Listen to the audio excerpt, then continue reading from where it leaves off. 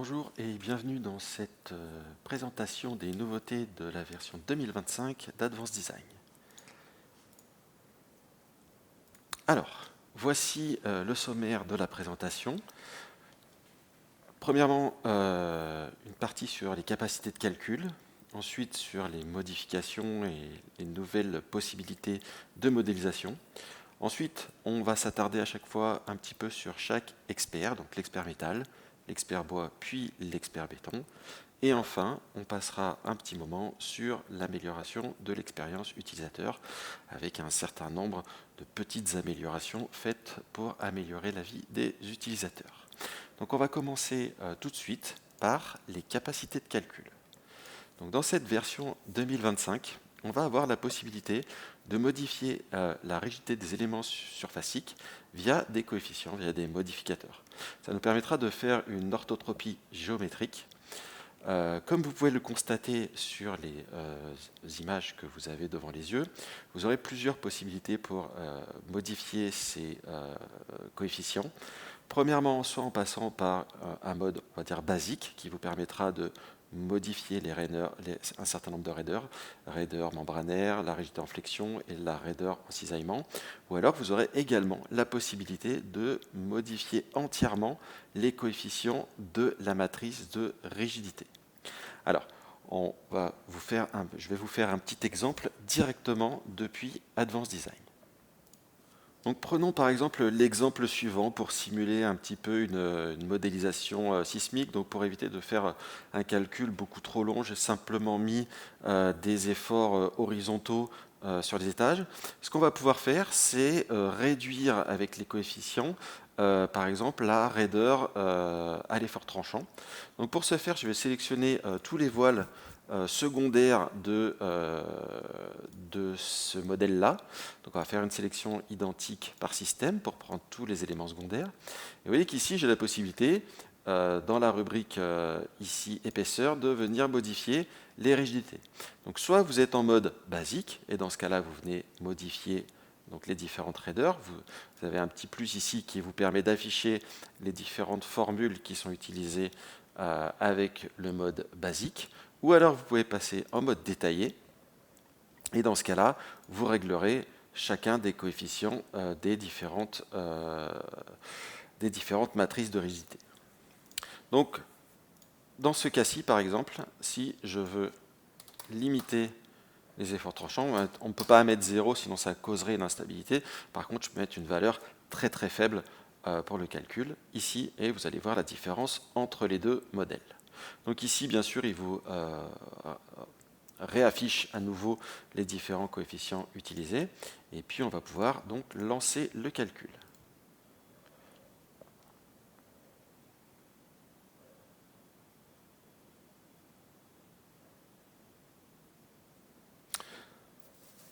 Donc là, le calcul est terminé, et si par exemple on décide simplement déjà, ne serait-ce que regarder les déplacements, vous allez voir que vous n'avez pas du tout les mêmes résultats sur les deux modèles.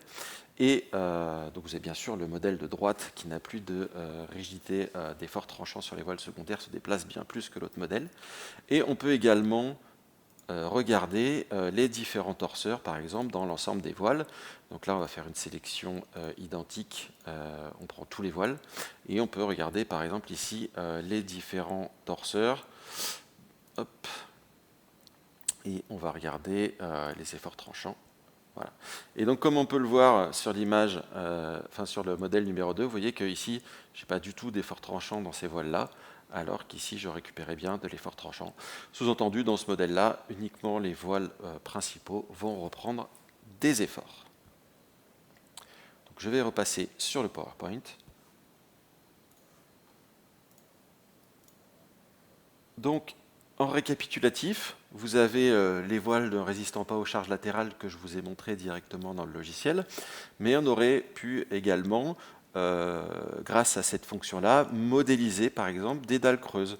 Vous avez un exemple à l'écran qui vous permet, en modifiant les différentes raideurs, et également, je ne sais pas si vous avez fait attention, mais dans le logiciel, vous avez également une case pour le facteur de poids, qui vous permettra donc de modéliser ce type d'éléments-là. Deuxième nouvelle fonctionnalité, ça concerne cette fois-ci les parois et la méthode de transfert de charge. Donc jusqu'ici, on avait une méthode qui était issue de Arch, de Eiffel, enfin de l'ensemble de nos logiciels, méthode traditionnelle de transfert de charge, qu'on appelait la méthode des lignes de rupture. Et maintenant, vous avez également la possibilité d'avoir un transfert MEF. Vous avez deux petits exemples là sur l'écran. On voit bien la différence sur la partie où la charge est variable et pas en entier sur la paroi. Dans le cas des lignes de rupture, ce que faisait le logiciel, c'est qu'il transférait quand même sur les quatre côtés et de manière assez équitable, alors que quand on est en transfert avec la méthode des éléments finis, on a une répartition qui est beaucoup plus logique et qui est beaucoup plus à celle qu'on s'attendait à avoir d'un point de vue théorique. Donc là aussi, ce que je vais faire, c'est je vais vous montrer un petit peu sur Advanced Design, sur un modèle tout simple, la différence. Donc on va partir sur ce modèle-là. Donc sur ce modèle-là, on a deux parois ici qui portent à chacune dans le sens X. On a la possibilité de venir régler le mode de transfert des parois ici, mode de transfert des charges, soit en automatique, soit en ligne de rupture, soit transfert élément fini. Alors si vous êtes en automatique, quand la charge est uniformément répartie sur l'ensemble de la paroi, il utilisera les lignes de rupture. Et puis dès que vous avez des charges ponctuelles ou des charges qui ne sont pas entièrement sur la paroi, il passera automatiquement sur le transfert élément fini. Alors moi, ici, je veux vous montrer le transfert par élément fini, donc je vais forcer cette méthode-là. Et on va lancer ici simplement l'expertise.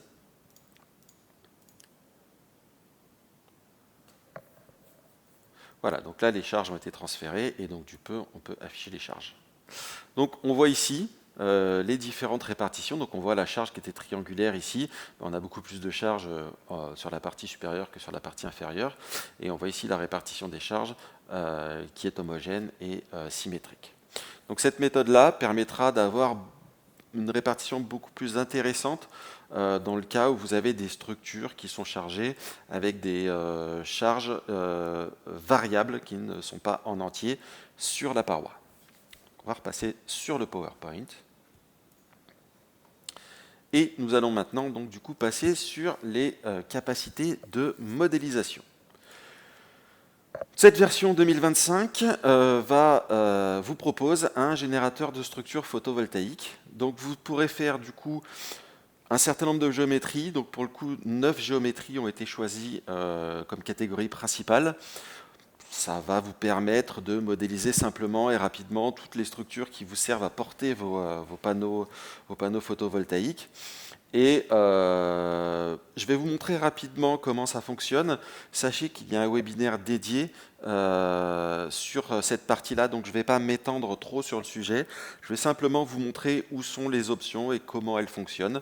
Vous aurez également la possibilité de créer des gabarits pour pouvoir les réutiliser dans un autre modèle si vous utilisez tout le temps un petit peu les mêmes dimensions. Donc je vais vous montrer comment ça se présente directement dans Advanced Design. Donc une fois dans Advanced Design, la fonction se trouve dans l'onglet Objet et vous avez un onglet ici Structure photovoltaïque. Donc là, vous aurez plusieurs choix sur les différents modèles et vous aurez vos gabarits qui seront enregistrés ici. Donc si par exemple on décide de générer un système à 2 poteaux avec poutre horizontale comme ceci, on va valider et vous allez avoir donc cette boîte de dialogue qui s'ouvre, qui va vous permettre sur la partie à gauche de générer l'ensemble des différents éléments. Donc ici la géométrie, ensuite les poteaux, les pannes et régler les différentes sections. Et ici le point d'origine de la structure. On peut régler ici la pente, par exemple, les différentes largeurs, est-ce qu'on décide de créer une paroi ou pas. Si on veut mettre en place des débords, on va venir sélectionner P1, P2, W2, W1. Donc par exemple ici, on va venir mettre en place par exemple un débord de 50 cm de partout. Ensuite ici, vous pouvez gérer les différentes hauteurs et ici les différents débords à gauche et à droite, ainsi que l'espace entre les deux poteaux. Donc là, voilà, c'est en fonction des différentes géométries que vous aurez. Et il viendra adapter automatiquement les différents débords à chaque fois. Vous rentrez ici le nombre de fils et la distance entre les fils.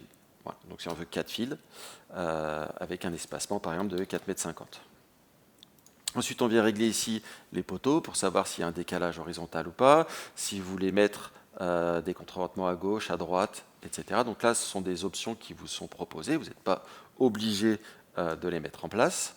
Ensuite, on vient ici régler le nombre de pannes, on vient ici régler les différents débords. Donc par exemple ici, comme j'ai mis un débord, je pourrais également mettre 0,5 et 0,5. Et enfin, on vient régler les différentes sections. Donc par défaut, le logiciel vous propose des UPN, mais vous pouvez passer sur d'autres profilés. Je laisserai mon collègue vous expliquer ça plus en détail dans la vidéo qui sera dédiée. Une fois que vous êtes en accord avec ça, vous pouvez l'enregistrer pour vous en servir la prochaine fois. Donc vous lui donnez simplement un nom, et ensuite on valide avec OK, et automatiquement la structure est créée. Donc ça ne génère que la structure, l'ensemble des charges est encore à votre charge, c'est-à-dire que c'est vous qui devez générer les charges G, Q, neige et vent si nécessaire. Voilà. Donc faire votre travail ensuite d'ingénierie standard, mais disons que ce générateur vous permettra de gagner du temps pendant la phase de modélisation. On va repasser sur le PowerPoint. Et donc, la prochaine fonctionnalité, c'est un nouveau mode d'affichage des fondations. Comme vous pouvez le voir sur les différents écrans qui sont affichés, on va avoir la possibilité d'afficher réellement en 3D la fondation. On va pouvoir également afficher une annotation qui vous permettra d'avoir les dimensions des fondations et de rentrer un excentrement du coup, ce qui vous permettra également d'avoir un échange bidirectionnel avec le module footing qui conservera l'ensemble des données d'excentrement, etc., d'encuvement que vous aurez mis en place. Ça c'est pareil, on va regarder rapidement sur un modèle directement dans Advanced Design. Donc on va partir sur ce modèle. Donc pour activer la fonction fondation, on va par exemple commencer par les semelles sous les poteaux. Vous avez ici une rubrique semelle qui est inactive par défaut. Et quand vous allez l'activer, automatiquement, il va venir chercher les valeurs que vous avez ici dans les dimensions de la fondation et les appliquer à la vue 3D. On pourrait faire exactement la même chose, par exemple, pour les semelles filantes. Sur ce modèle-là, activer ici donc les semelles. Et par exemple, on pourrait passer en vue pleine pour bien voir la différence. Ensuite, vous avez ici dans les options d'affichage une possibilité ici au niveau des appuis, que ce soit ponctuel ou linéaire, de venir chercher tout en bas, parce que c'est quelque chose qu'on vient de rajouter, les dimensions par exemple de la semelle isolée, ici, et qui apparaîtront du coup automatiquement sur la vue en plan. Donc je vous ai préparé une vue comme ceci, voilà, où on voit directement, donc du coup en vue de dessus, les semelles isolées, les semelles filantes, avec les voiles et les poteaux qui sont juste au-dessus, et les dimensions des différentes semelles. Voilà, ça vous permet de faire un plan de repérage des appuis un petit peu plus complet que ce qu'on pouvait faire précédemment. Fonctionnalité suivante, la possibilité de définir des nouveaux éléments via des tableaux Excel. Précédemment, on pouvait exporter vers Excel, modifier et réimporter, mais on ne pouvait pas créer des éléments ou importer directement des éléments depuis Excel. C'est quelque chose qui est maintenant possible. On va pouvoir, à l'aide de copier-coller, créer notre structure et l'importer directement dans Advanced Design. Donc ça c'est pareil, je vais vous montrer directement dans le logiciel comment ça se passe et où sont les différents menus. Vous allez voir, c'est assez simple. Alors bien sûr, il faudra avoir un fichier Excel avec les différentes dimensions et les différentes coordonnées déjà pré-remplies, mais c'est quelque chose, si on respecte la nomenclature, qui se fait assez simplement. Donc nous allons partir d'un fichier vide. On va aller donc dans la rubrique ici utilitaire, tableau de données. On va se mettre sur les éléments filaires par exemple, on va simplement faire exporter. Ça va nous créer un fichier Excel. Voilà. Ici, vous voyez que vous avez en partie inférieure tous les différents onglets en fait, qui correspondaient aux points, aux éléments filaires, etc. Donc on va se mettre sur éléments filaires. Et on va utiliser donc un générateur. Donc là, cette petite macro qu'on a en interne pour générer différentes structures, qu'on peut changer par exemple la hauteur. On peut mettre par exemple 4,50 m. Vous voyez ici que automatiquement ça vient changer les différentes coordonnées. On vient donner la largeur, le nombre de pannes qu'on veut à l'intérieur, etc. Par exemple 4. Et ce que je vais faire, je vais simplement faire un copier-coller, comme ceci. Copier.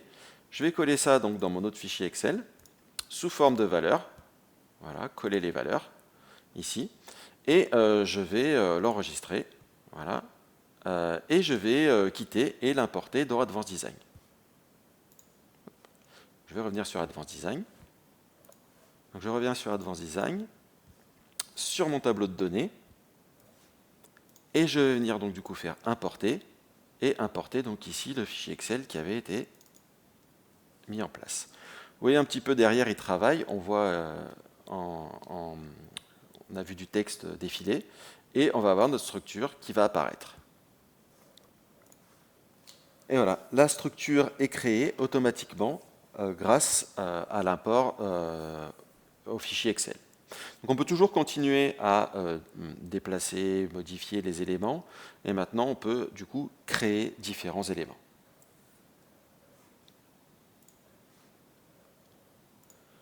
Quelques améliorations diverses au niveau de la modélisation. On va pouvoir créer des éléments surfaciques et des parois à l'aide de 2 points. Donc on a un nouveau menu qui va nous permettre de créer des éléments surfaciques rectangulaires. Et donc automatiquement, vous rentrez les 2 points opposés donc de votre élément surfacique ou de votre paroi. On a aussi rajouté la fonction qui permet de convertir une paroi en élément surfacique et l'inverse, un élément surfacique en paroi, en gardant l'élément de base ou en le supprimant lors de la conversion. Et enfin, au niveau de la génération de neige, à l'Eurocode, on a la possibilité donc, de générer la neige et un certain nombre d'accumulations qui seraient dues à la présence de barres à neige. Voilà, donc ça, c'est une fonction de l'Eurocode. On va maintenant passer sur l'expertise métal. On a de nouvelles sections paramétriques qui sont disponibles, 9 en tout, pour les sections en profilat à froid, qui pourront être vérifiées aux normes européennes, donc aux Eurocode, et aux normes nord-américaines. Dans l'expertise métal, on a également la possibilité maintenant d'avoir les résultats de la fiche sur une maille précise. Par défaut, en fait, ce que fait le logiciel, et ce qu'il a toujours fait, c'est qu'il vous affiche la maille la plus défavorable pour la stabilité des éléments, par exemple, ou pour la flèche. Bien sûr, apparaissait dans la fiche, quand vous le sortiez sous format Word, le numéro de la maille concernée. Mais maintenant, vous pouvez regarder chaque maille et les résultats pour chaque tronçon en fait, de votre élément, les résultats à l'Eurocode sur l'expertise métal. J'ai l'Eurocode, ça marche aussi avec les autres codes qui sont intégrés à Advanced Design. Donc ça, on va passer sur Advanced Design pour que je puisse vous montrer un petit peu comment ça fonctionne. Donc ce modèle-là, qui a déjà été calculé, sur lequel on a déjà des résultats, je vais pouvoir prendre plusieurs éléments, comme on pouvait le faire avant. Précédemment, quand on sélectionnait plusieurs éléments et qu'on affichait donc la fiche de profilé, on avait à chaque fois l'élément le plus défavorable avec la maille la plus défavorable. Maintenant, vous pouvez choisir, ici, vous avez une partie en bas où vous pouvez choisir l'élément qui vous intéresse et puis la maille qui vous intéresse. Donc par exemple, si on se met sur les flèches, apparemment c'est l'élément numéro 16 qui est le plus défavorable, mais si j'ai envie de regarder l'élément numéro 20 et sur la maille 20.3, je peux avoir des résultats sur cet élément-là. Pareil pour la stabilité des éléments. On peut avoir différentes valeurs ici et regarder maille par maille quelles sont les différentes valeurs et avoir le détail des formules pour chaque tronçon d'une barre. Donc ça c'est utile quand vous avez vraiment des vérifications ponctuelles à faire sur des éléments qui sont généralement assez chargés.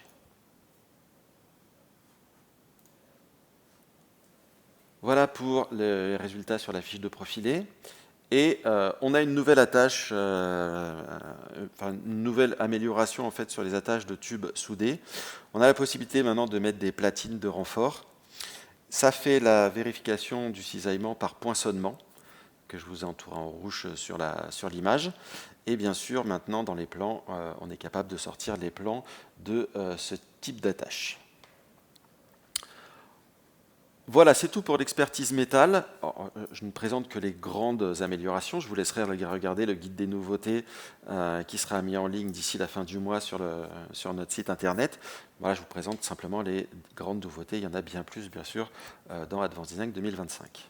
On va passer maintenant sur l'expertise bois.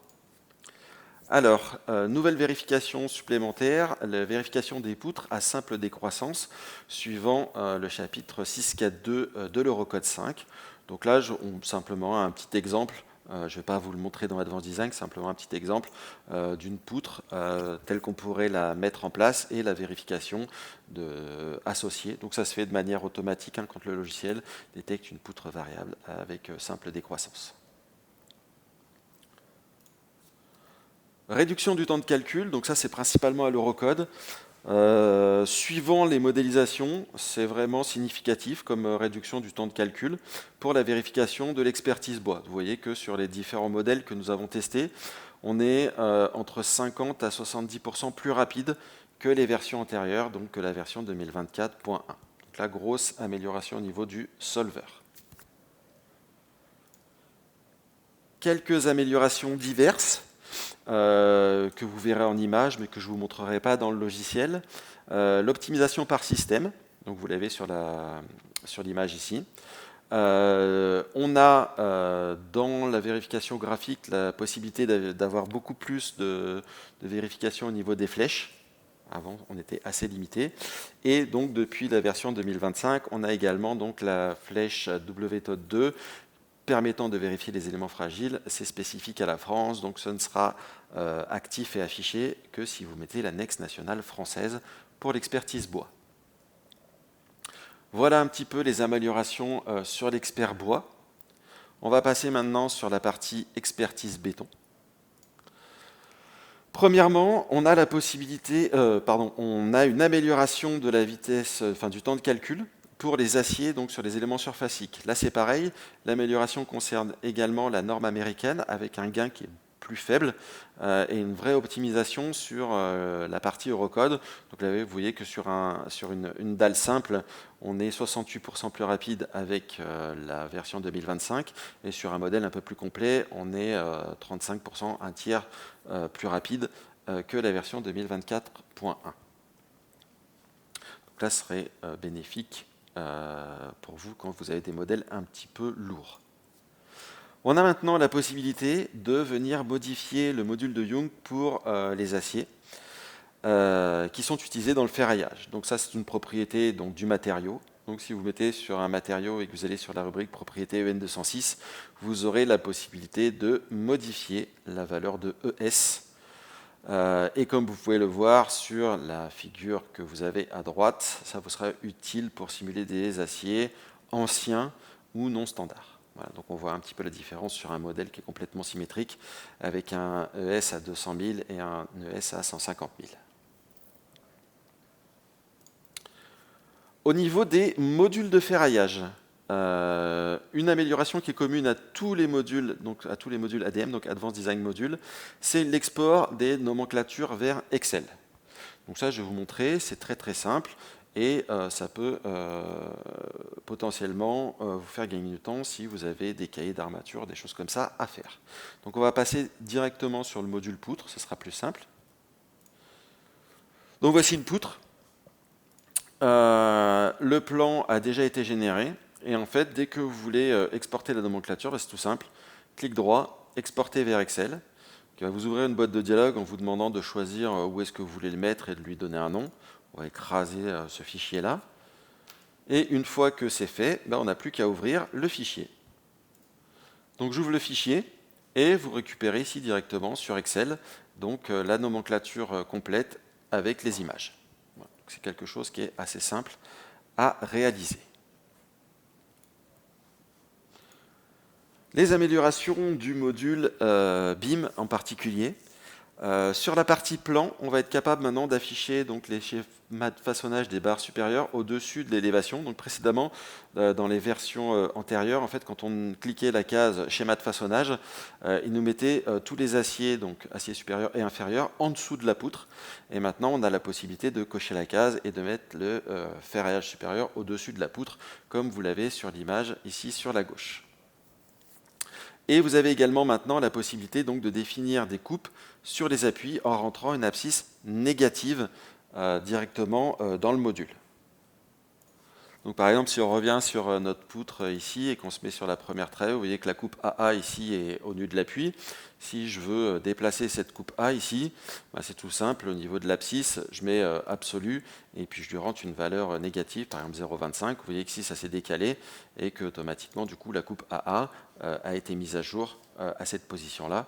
Et donc du coup sur la présentation, ici les différents éléments ainsi que la coupe ont été mis à jour. Si on passe maintenant sur le module poteau, le module colonne, on va avoir des améliorations qui sont liées à la vérification au feu. Donc dans le panneau d'information maintenant, on aura une rubrique spécifique quand vous faites un calcul au feu, donc il vous affichera la résistance au feu que vous avez demandé, le temps de coupe-feu qui a été calculé, et vous affichera ça sous forme de ratio. Et dans la partie erreurs, on va être beaucoup plus détaillé sur les erreurs en vous disant qu'est-ce qui ne va pas? Si c'est le nombre de barres qui ne va pas, c'est la taille du poteau, si c'est les lancements qui ne va pas, etc. Et vous retrouverez ces vérifications, et si elles sont validées ou échouées, directement dans la note de calcul, comme vous pouvez le voir sur l'écran. Sur le module footing, on a amélioré l'amélioration du prédimensionnement des semelles continues, à savoir que maintenant, vous avez la possibilité donc, de rentrer manuellement une excentricité et en plus de la bloquer pour le prédimensionnement. Ça vous permettra de toujours être, de mieux optimiser la géométrie, en particulier lorsque vous construisez près d'un ouvrage déjà existant. Sur le module slab, donc, qui est intégré à Advanced Design ou qui est disponible dans Revit, alors déjà il y a une amélioration des performances au niveau du moteur d'affichage et du moteur de calcul qui sera beaucoup plus rapide. Et on a maintenant une amélioration au niveau de la génération automatique des bandes quand vous faites un calcul par bande. Alors pour rappel, dans le module slab, vous pouvez faire le calcul soit en utilisant les éléments finis et les aciers théoriques qui ont été calculés par Advanced Design, soit vous pouvez faire un calcul par bande, et dans ce cas-là, vous calculerez chaque bande de la dalle comme étant une poutre, c'est-à-dire que vous tracerez les valeurs des moments résistants, etc. Et il calculera ça comme une poutre. Et maintenant, on a la possibilité soit de mettre une largeur de bande fixe, soit de lui demander de le calculer de manière automatique, comme vous l'avez sur le petit schéma sur la partie à droite. Voilà, ça nous vient la définition automatique des normes américaines. Ensuite, on va passer sur le module donc, Masonry Wall, où on a quelques améliorations. On a la possibilité maintenant de réaliser donc, des murs en maçonnerie armée, comme vous pouvez le voir sur la partie à gauche. Et pour les murs creux remplis, c'est-à-dire les murs qui ont 3 couches verticales, comme sur l'image à droite, on a la possibilité donc, de faire ce qu'on appelle des murs à maçonnerie à noyau armé. Et dans ce cas-là, on pourra remplir donc, les différentes couches horizontales et verticales. Alors, cette méthodologie n'est valable que pour la norme CR6 2013, qui est une annexe nationale. Voilà. Autre possibilité, la possibilité donc, de réaliser des murs en maçonnerie confinée. Donc en opposition à une maçonnerie à ossature, comme vous l'avez sur les schémas sur votre gauche, une maçonnerie confinée en fait vient travailler avec l'ossature, alors que dans le cas d'une maçonnerie à ossature, la maçonnerie est simplement du remplissage. Quelques petites améliorations de l'expérience utilisateur. Il y en a beaucoup d'autres, je vous présente simplement les principales. Déjà, on a la possibilité maintenant d'afficher très rapidement, sans rentrer dans des menus, etc., les numéros d'identification des objets et la valeur des charges. tout ça grâce au menu contextuel. Donc vous l'avez ici sur la partie ici à gauche. Quand vous faites un menu contextuel, vous avez donc une rubrique maintenant qui s'appelle afficher les identifiants et vous pourrez choisir si vous voulez afficher les identifiants des filaires, des appuis, des parois, etc. De la même manière, vous pouvez afficher l'intensité des charges. Vous pouvez choisir les charges linéaires, les charges ponctuelles, les charges surfaciques, et ça vous donnera ce qui est affiché sur l'image centrale. On a également la possibilité de faire ce qu'on appelle un remplissage pour l'affichage des surfaciques. Ça permet d'avoir une meilleure visibilité quand vous avez beaucoup de charges sur les dalles et que vous êtes en vue de dessus. Ça vous permet une bien meilleure visibilité de la position des charges. Ensuite, on a rajouté quelques possibilités de tri depuis le pilote. Vous avez maintenant la possibilité de trier par type, puis par numéro, par type, puis par nom. À chaque fois que vous choisissez si vous voulez un ordre ascendant ou un ordre descendant, vous pouvez continuer bien sûr de filtrer par numéro ou par nom, comme c'était le cas précédemment. Et enfin, on a la création plus facile, plus simplifiée, plus aisée, on va dire, des gabarits de sélection, puisque maintenant vous pouvez faire une sélection graphique et plutôt que d'afficher donc la fenêtre de sélection via Alt X, il suffit maintenant de faire un clic droit et de faire enregistrer le modèle de sélection pour s'en servir plus tard. On a maintenant un nouveau mécanisme de création de notes au format DocX, donc au format natif Word. Alors précédemment, sur les versions antérieures, même quand vous demandiez un DocX, le logiciel générait un fichier RTF qu'il transformait en fichier doc. Le problème des fichiers RTF, c'est qu'ils ont une limite de taille et que quand vous avez beaucoup d'images dans votre note de calcul, ça faisait dépasser la taille maximale des fichiers RTF que Word peut importer. Avec ce nouveau format, les notes sont générées directement au format Word, ce qui vous permettra de générer éventuellement des notes contenant énormément d'images beaucoup plus rapidement. On a des nouvelles commandes sur le ruban. Alors pour terminer sur le DocX natif, vous l'avez dans les propriétés des notes. Vous pourrez choisir, donc les deux anciennes options existent toujours, Doc RTF, DocX RTF, et vous aurez maintenant la DocX natif qui s'appelle simplement DocX. Les nouvelles commandes sur les rubans de sélection, de résultats, c'est simplement qu'on a, pour vous éviter d'aller dans les options d'affichage, on vous a rajouté ici directement la possibilité de choisir le mode de visualisation directement depuis le ruban. Voilà, ça sera beaucoup plus simple quand vous voulez voir des diagrammes, des cartes ISO, des régions ISO, des vecteurs, etc. Vous pouvez le choisir sans aller dans la boîte de dialogue d'affichage des résultats.